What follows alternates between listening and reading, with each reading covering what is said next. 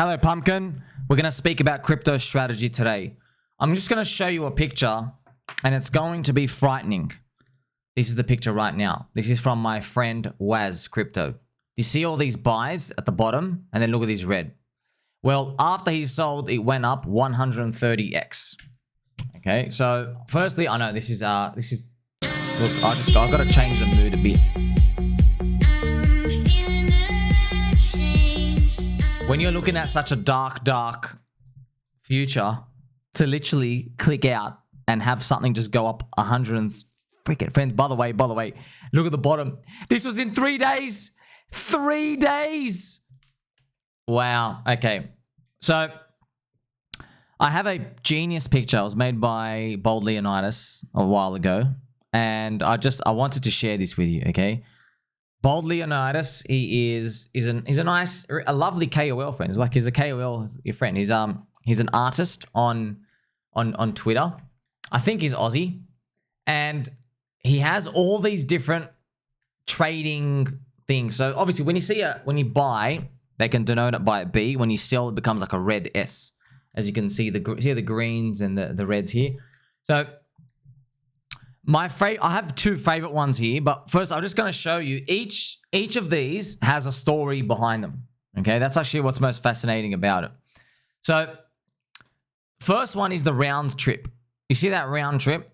Now this round trip, friends, it's like this is your entry into crypto, because you get in, you watch it go up, they come back down, you're like, wait a minute, I lost everything, right? Lost. See, if you're buying in a depression in the good times, everything's a round trip because it's ranging. But you don't know that it's ranging. You can't feel that it's ranging. It feels like you just lost a lot of money because you don't know what's coming ahead, in the next 6 to 12 months. So this is normal. You have to accept that you will round trip stuff. You must accept it. If you are a boxer and you're stepping in the ring, you are gonna accept that you're gonna get mogged. Okay, you're gonna get mogged with the left hand, mogged with the right hand, mogged everywhere. It's just the reality of it. Look at the next one as well. Top blast. Now, top blasting is hilarious because top blasting is like people are like, that's it, I believe it, I'm just going in top blasting, just buying the top of this stuff. But most people top blast because you're waiting for confirmation for something, for price action to appear, and then you get in. Just naturally, if you wait for confirmation, friends, then there's confirmation that the thing is going to hold. There is no free lunch, okay? Now, this hilarious one is the Jeet, okay? This is the Jeet. This is funny. So there are so many of these people that they never learn. Statistically, if you're Jeeting, you literally won't even make it because your losses won't make up for the gains. Okay, so Jeeting, friends, it's always a sensitive topic because crypto is really highly volatile. So when we talk about Jeets, like, you don't blame them. You're like, man, you're seeing this thing come down all the time. They think they're smart for cheating. But we're playing a bigger game. We're playing the whole cycle game. That's where our advantage comes in, okay? The flip-flop, hopefully you are never in this camp ever. The flip-flop, that's just buying and selling, and you can't make up your mind. Do I like it? Do I not like it? The flip-flop, I want to let you know, friends, the flip-flop, if you are flip-flopping anything, it means you did too much size. Okay, so the flip-flopper, maybe their portfolio is 100,000 total, and they're throwing in like 5 grand or 10 grand into something, and they're trading out 10 grand. So that's why they're flip-flopping. Okay, but what they should do if you have $100,000 is they put in like $250 in and then let it go. See, if they put in $250, they would feel more confident to add 500 or 1,000 up here, because they're watching it go. And see what I mean? But the flip-flopper, friends, they have too much risk. They're adding too much risk, and they don't really believe in the thing they're in. This is hilarious. The KOL Insider is, just get used to this, friends. This is, unfortunately, a reality of what's going to happen in peak euphoria. This is, friends, this is a funny part. See this B thing? So they do bundles. That's what it is, friends. There's a new concept for a lot of people. If you're in the know, we know. So bundling is, they launch a coin, the Cabal launches a coin, and then they do the auto bundling like everyone else does, where they get one bot to buy the token on the open, and then it sends it to 50 wallets. Okay? Each of those wallets is dedicated to a KOL. which is an influencer. So what they'll end up doing is they'll end up, unfortunately, giving them money to tell people that this thing is the future. And look, friends, in a bull market, coins will go up, even when you don't think they are the future. But your goal is to try to align yourself with people who are showing that they're here for longer term. There's a lot of energy and it's here to last. You can't be guaranteed of that. But at least if you start thinking like that, you have an advantage. The dev. This is friends, if you're touching stuff like you're going to eventually cop stuff like this. This is what happened basically in PIKA on PulseChain, right? The dev. This is the PIKA on PulseChain chart. This was the dev, friends. The dev dumped on us like 94%. That was the dev. So the dev was in, got in here, and then dumped 94%. Dumped it down to 10K market cap. Hilarious, you know? And then obviously we took it up. So the dev is a reality of... It's just a reality of crypto, friends. You just never truly know, man. You don't know. That's why 90% called 10% lottery. If the dev is multiple people, right, you have to just think about, okay, how much supply control is there? Do you trust them? You know, in crypto, friends, I'll always say, don't trust anybody. Don't trust anybody.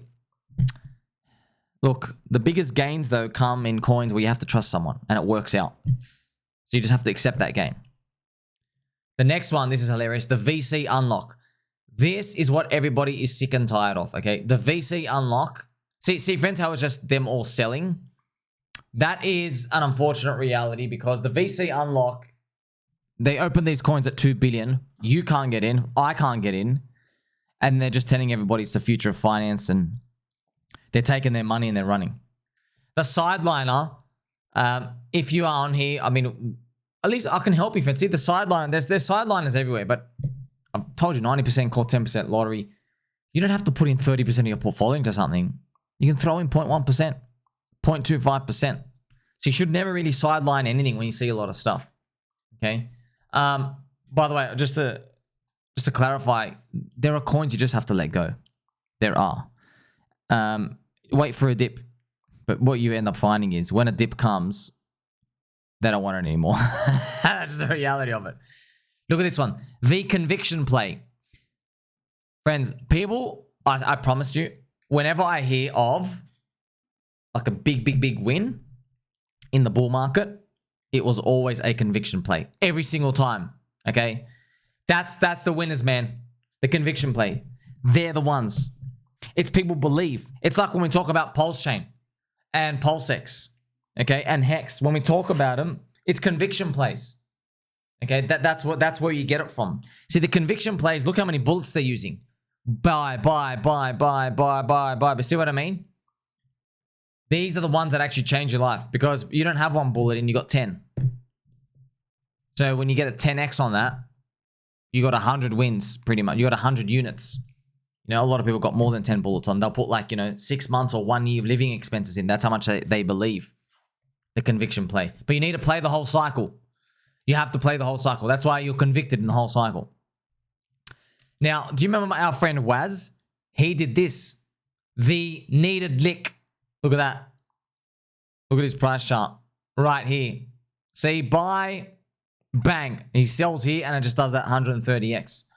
So this needed lick, these are the most painful because these are the ones where you got in, you in it, all you had to do was nothing.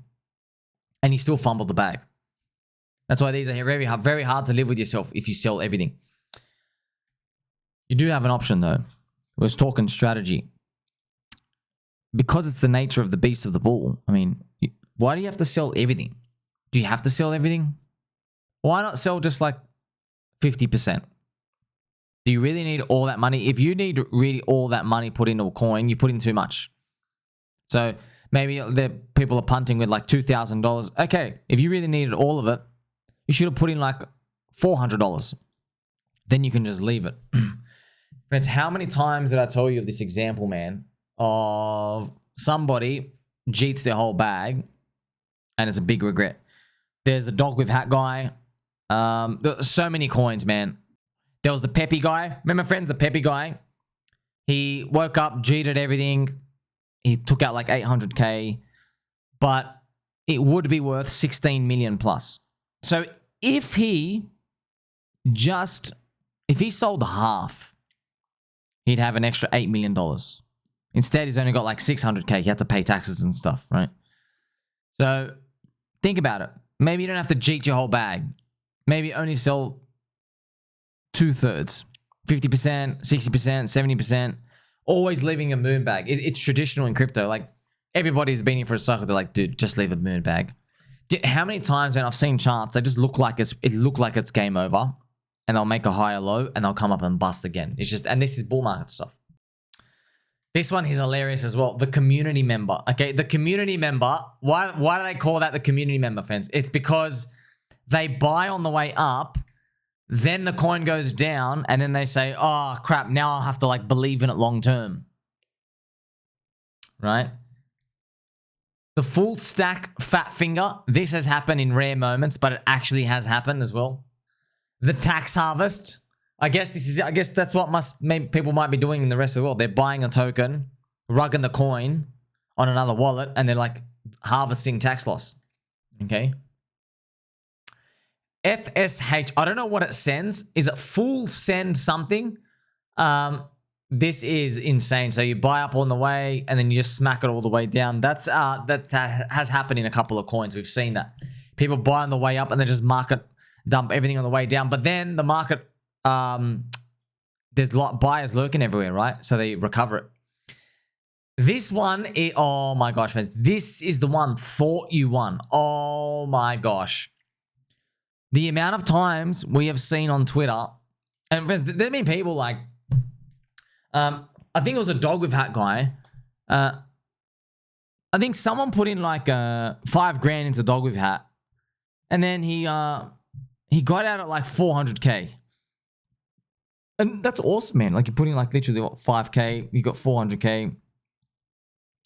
But it would be worth like 20 million or something.